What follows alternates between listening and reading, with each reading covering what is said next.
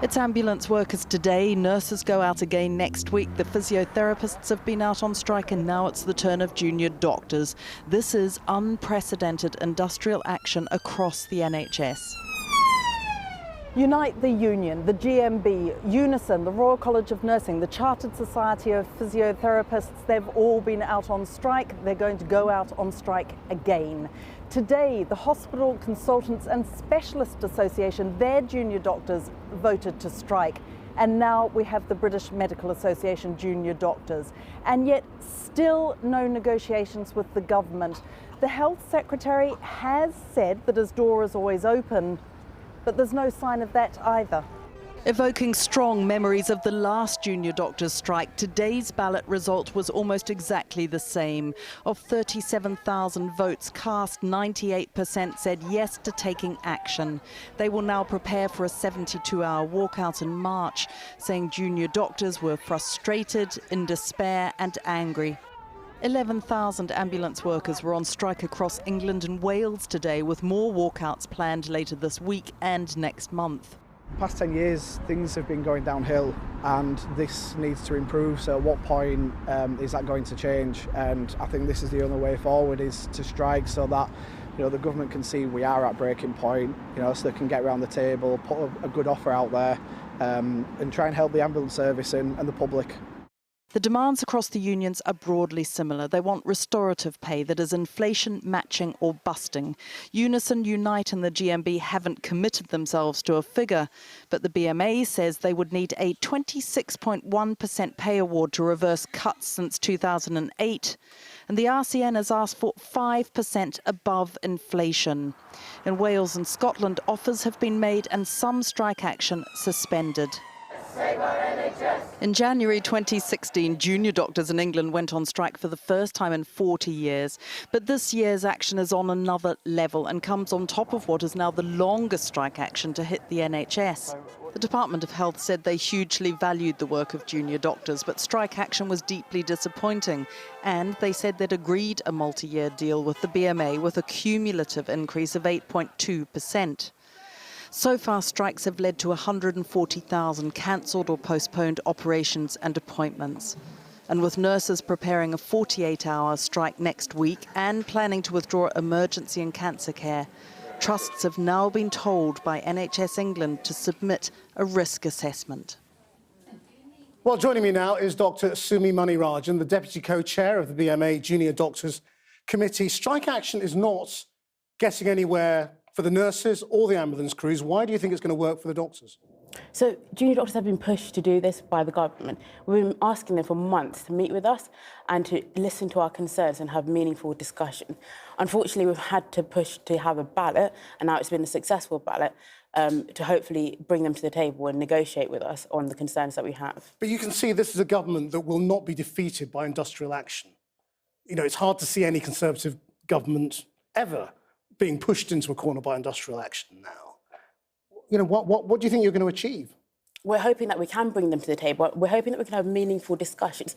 At the moment, we're 9,000 junior doctors down. This number is set to rise. So in August, this is a natural break for junior doctors. This is a time where they'll be considering going to Australia, going to New Zealand, or alternative careers. If we don't sort this out now, the government are aware that there's a time limit. If they don't sort this out now, what's going to happen is more junior doctors will leave. The workforce crisis will only get worse.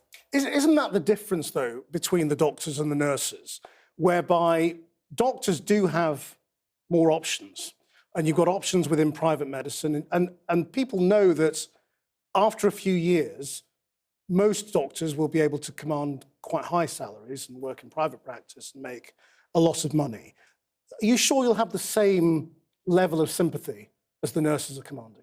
So junior doctors, 1 year after graduation, they're being paid £14 an hour.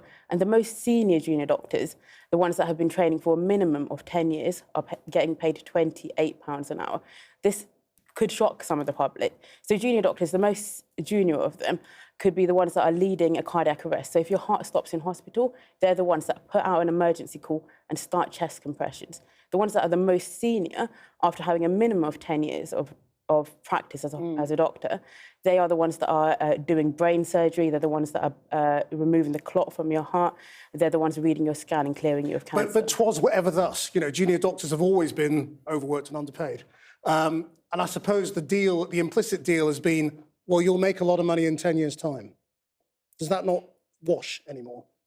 So consultants have seen a huge pay cut. The only public sector worker other than junior doctors have seen a 26% pay cut. Consultants have seen a 35% pay cut, which is the highest in the public sector. So what will it take to get this called off? The nurses say if the government will engage on pay at all, then the strike would be off. Is that the same for the doctors? Well, what we need, actually, is for the government to meet us. They haven't met us yet. We've put out numerous requests, numerous letters, and they haven't met us.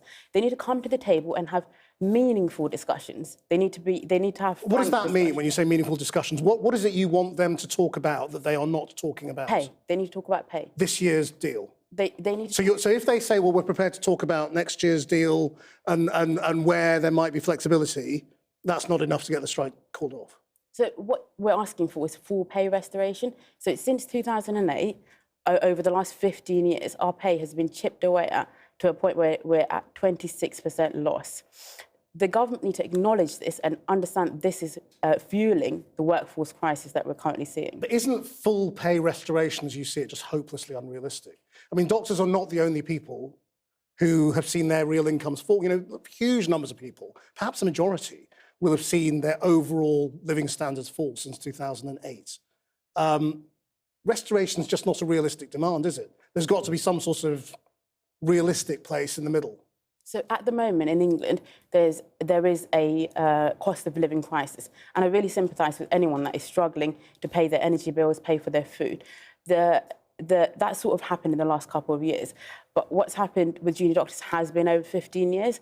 And if the government don't meet with us, what we really need to be asking is not whether we should be paying junior doctors what they're worth, but can we afford not to? You've started at 72 hours of action, which is a high level of action. So if you don't get anywhere then, where have you left yourself space to go?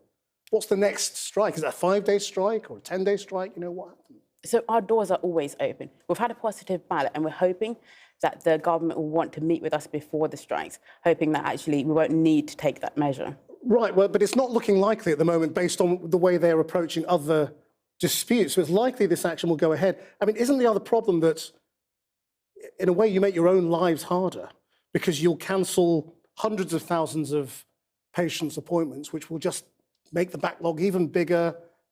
Problems could get worse as a result. Health conditions could get worse as a result. And that's what you'll be facing. So currently, there's 7.2 million people on waiting lists. This is a huge number. It's a disgrace. What we need is these patients to be treated. The reason that doctors are going on strike is because our pay and our working conditions have got to a point. If we don't take action now, there isn't going to be any healthcare. There's not going to be any healthcare providers. Without healthcare providers, there isn't a healthcare system. If we don't do something now, it's going to be too late.